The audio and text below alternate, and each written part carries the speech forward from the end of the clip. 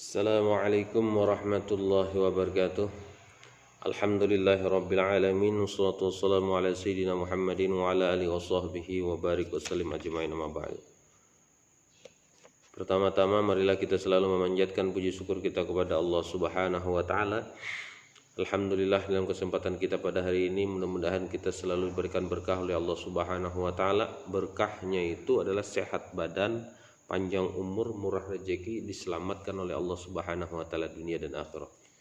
Dan terlebih pula salawat dan salam kita haturkan kepada kehariban junjungan Nabi besar Muhammad sallallahu alaihi wasallam. Bapak-bapak, ibu-ibu, saudara-saudara sekalian dan anak-anak sekalian yang Allah cintai. Kita terutama anak-anakku di murid-murid dan santriwan dan santriwati dimanapun engkau berada, kita mempunyai anak. Suatu saat nanti kita kalau sudah berkeluarga kita mempunyai anak, dan anak itu adalah kewajiban kita terhadap anak-anak kita adalah memberikan nafkah untuk dia menuntut ilmu. Dan begitu juga anak-anakku sekalian, kita sebagai anak berkewajiban kita menuntut ilmu itu sebaik-baiknya. Jangan kita mengkhianati orang tua kita. Ini kewajiban kita sebagai murid, ini kewajiban kita sebagai santri adalah menuntut ilmu. Dan bagaimana kita berkewajiban menuntut ilmu itu terhadap guru-guru kita, terhadap orang yang memberikan pendidikan kepada kita. Makanya di dalam Akhlaq Libanin juz 2 itu adalah ada di halaman 37 itu mengatakan di bab yang ke-18, mayazibu alaika lil ustazi, apa kewajiban kita terhadap guru-guru kita, terhadap orang-orang yang memberikan pelajaran kepada kita. Apa kewajiban kita? Kewajiban kita yang pertama adalah antuz'ina linasihaihi wala tahda'a li awamirihi. Kita berkewajiban patuh terhadap apa yang diberikan nasihat kepada kita. Kita patuh terhadap apa yang diberikan pelajaran kepada kita. Kita suruh menuruti aja. Yang penting gurunya tidak memberikan pelajaran yang tidak baik. Kalau seandainya ada guru menyatakan bahwa jangan kita sembahyang, yaitu patut kalau guru itu tidak kita tiru. Tapi kalau disuruhnya kita taat kepada guru, patuh kepada guru yang memberikan pelajaran itu yang terbaik bagi kita, itu adalah harus kita patuhi. Nasihat-nasihat yang diberikan kepada kita. Jangan sampai kita merasa bahwa diri kita inilah adalah lebih hebat daripada guru itu. Jangan merasa diri kita ini lebih pintar daripada guru itu. Kita walau seandainya pintar juga dan seandainya kita tahu juga tentang apa yang dijelaskan oleh guru kita dan kita mengetahui, uskut, diam aja kita. Kalau kita berbicara bahwa kita mengetahui daripada guru itu, bahkan ada sampai merasuk di dalam hati kita bahwa guru kita tidak bisa menjelaskan apa yang kita tanyakan, layan kadang bermanfaat ilmu kalian. Apalagi kalian sudah menyebutkan di dalam hati kalian bahwa kalian ini lebih hebat. Berarti kalian itu adalah sombong. Tajassasu, sombong. Jangan sombong kalian. Kalau kalian sombong, maka kalian itu termasuk orang yang tidak akan bisa diberikan pelajaran kepada kalian. Itu harus diingat oleh kita sebagai santri, kita sebagai murid yang guru memberikan pelajaran kepada kita. Walaupun guru itu kecil, walaupun guru itu gemuk, walaupun guru itu kurus, jangan sekali-sekali kalian ada rasa di dalam diri kalian itu bahwa kalian ini adalah lebih hebat daripada dia. Kita tahu ilmu pengetahuan yang sudah diberikan kepada kita, sudah tahu kita. Tapi jangan sampai kita mengucapkan bahwa apa yang dijelaskan oleh guru kita itu tidak pas. Atau kita melecehkan dia. Makanya di dalam kitab akhlak itu dikatakan bahwa kita tidak akan bisa, tidak akan mampu membalasnya. Tidak akan bisa mampu. Makanya watatlubus sawabi wa sarafatul hikmati. Maka di sini auto adibu au takabbara alaika, jangan kita takabur. Jangan kada kita ini merasa bahwa diri kita lebih hebat. Sedikit pun kalian tidak akan bisa mampu membalasnya.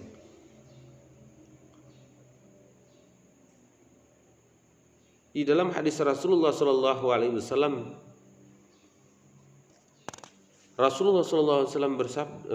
bersabda, "Laisa min akhlaqil mu'minin tamalluku illa bi talabil ilmi." Jangan sampai kita ini mencari muka. Lalu kita, seandainya kita ini merasa bahwa diri kita ini lebih hebat, atau sebaliknya lah bagaimana. Jangan sampai kita ini mencari muka kita. Lalu kita memberikan hadiah kepada guru kita tadi itu, tidak akan mampu membalas apa yang diberikan pelajaran oleh guru kalian. Kalian nanti suatu saat nanti memberikan duit, memberikan uang kepada guru kalian, tidak akan cukup. Memberikan makanan tidak akan cukup. Memberikan pakaian tidak akan cukup. Memberikan celana dan lain sebagainya tidak akan cukup kalian. Tidak akan mampu membalasnya. Karena kalian belajar itu dari nol sampai kalian tahu bagaimana A, bagaimana B, bagaimana Z. Kalian belajar di agama mulai huruf alif sampai huruf ya. Kalian bisanya di situ. Karena setelah kalian dewasa, otak kalian sudah encer, lalu kalian melecehkan guru tadi itu. Semua yang didapatkan oleh kalian dari kalian kemarin belajar sampai terakhir, kalian tidak hilang ilmu pengetahuan itu. Makanya di dalam hadis kata Imam Ghazali disebutkan, orang yang ma'iktirat kepada guru, orang yang menyebut mengkritikan hati kepada guru itu, semua ilmu pengetahuannya itu akan dihapus oleh Allah Subhanahu wa taala. Ini kejadian ini. Ini ada ceritanya. Pernah orang tua santri, orang tua murid tidak menerima dengan apa yang pernah dilakukan oleh gurunya. Contohnya seperti ini. Gurunya makan.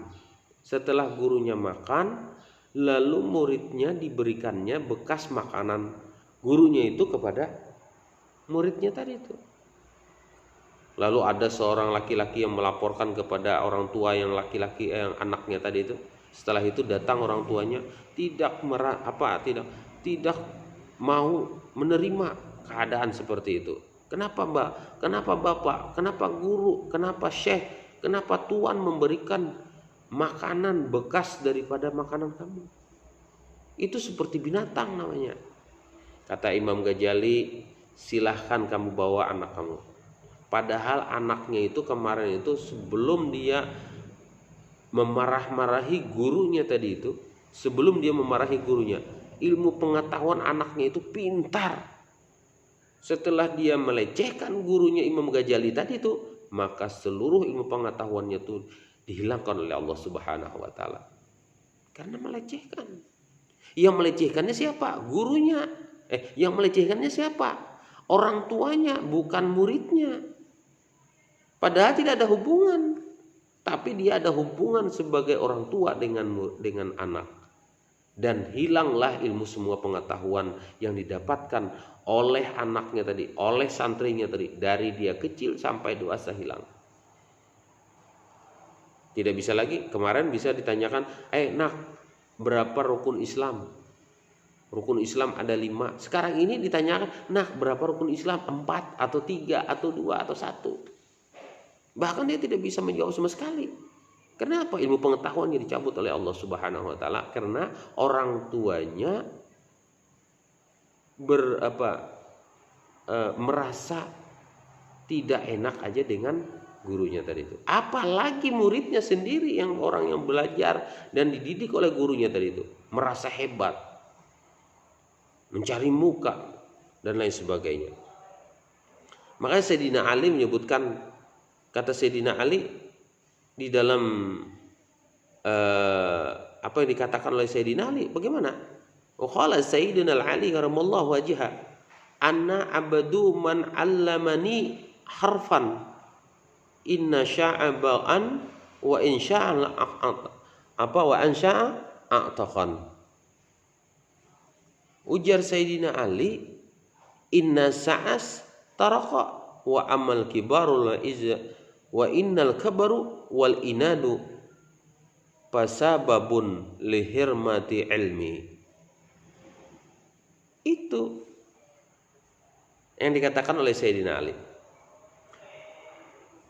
Aku ini, ujar Sayyidina Ali, adalah seorang budak yang mengajari satu huruf kepadaku. Aku ini akan menjadi budak. Makanya disebutkan anna abadu an ma'alla an allama an man allamani harfan. Walaupun satu huruf yang diberikan pelajaran kepada aku, ujar Sayyidina Ali, maka aku tuh siap menjadi budak orang yang melajari aku tadi. Itu Sayyidina Ali. Bagaimana dengan kita? Insya'a ba'an, insya'a ba'a, wa insya'a a'taqa, wa insa'as taraqa, wa amal kibru wa inadu pasababun lihirmati ilmi. Itu bagi kita menghormati ilmu aja. Coba bayangkan kita, Sayyidina Ali menyebutkan seperti itu. Kalau ada guru tuh memberikan pelajaran kepada aku nih siap dijual ke pasar pakai guruku nih makan. Kawalah kamu seperti itu. Bisalah kamu seperti itu. Kalau seandainya ada seorang murid yang berbicara seperti itu, kalau ada bapak tuh nah kada berduit, aku nih siap begawi pakai bapakku nih supaya guruku ini kawan makan, kawan nukar baras, kawan nukar iwak. Aku siap begawi pakai guruku. Adalah kita seperti itu. Nah, jauh sama sekali kita seperti itu. Jadi anak-anakku sekalian, hormatilah guru, sayangilah guru, cintai guru itu sepenuh hati di dalam hati kita. Karena apa? Kita ini kalau kita hendak membalas, memberikan harta, memberikan duit, memberikan pakaian, memberikan apa aja, tidak akan bisa kita ini menutupi daripada semua yang pernah kita dapatkan dengan guru tadi itu. Membalas apa yang telah pernah diberikan, apa yang pernah dilajari oleh guru kita tadi itu. Kadang kau membalas. Nah, jadi itulah anak-anakku sekalian. Hormatilah guru apapun yang disampaikan oleh guru. Misalnya apalagi musim sekarang ini, corona, COVID-19. Sekarang ini misalnya gurunya terlambat mengirimkan soal, mengirimkan mata pelajaran atau belum lagi dikerjakan oleh gurunya, apalagi gurunya belum lagi menjawab. Kita harus melihat suasana dan kondisi sekarang ini. Kita harus bisa melihat apakah sekarang ini kami juga bisa guru-guru bisa memaklumi. Kalau kalian tidak bisa menjawab itu, yang penting kalian mau belajar. Walaupun kalian tidak bisa menjawab dan guru-guru itu bisa memakluminya. Nah, makanya di dalam pepatah itu mengatakan jangan sampai air susu sebelanga itu menjadi racun satu tetes, atau satu tetes satu tetes racun, satu tetes racun, maka susu yang sehat itu akan menjadi sebelanga itu atau sebesar tempat satu ember, satu ember gitu aja ya, satu ember susu itu bisa menjadi racun kalau ditetesi oleh setetes racun, atau panas 1 tahun dikalahkan oleh hujan 1 hari. Nah seperti itulah. Nah, jadi anak-anak sekalian, harapan kedepannya itu kalian jangan sampai ada sedikit maitirat, ada sedikit merasa menyebutkan. Pokoknya kalau guru itu terlambat mengirim atau guru itu belum lagi membuka, jangan sampai kita. Yang penting kita di dalam hati, mudah-mudahan guru ini bisa memperhatikan, bisa menjalankan apa yang diberikan amanah oleh Allah Subhanahu wa taala kepada guru-guru kita. Doakan guru-guru kita itu. Mudah-mudahan Sidin sehat, mudah-mudahan Sidin bisa menjalankan amanah yang diberikan oleh Allah Subhanahu wa taala dengan memberikan pelajaran kepada kita semua. Nah, itulah anak-anakku sekalian, mudah-mudahan kalian semua, saya doakan kepada kalian semua mudah-mudahan menjadi anak yang soleh dan solehah. La hadratin Nabi Mustafa Rasulullah sallallahu alaihi wasallam. Al-Fatihah. Bismillah.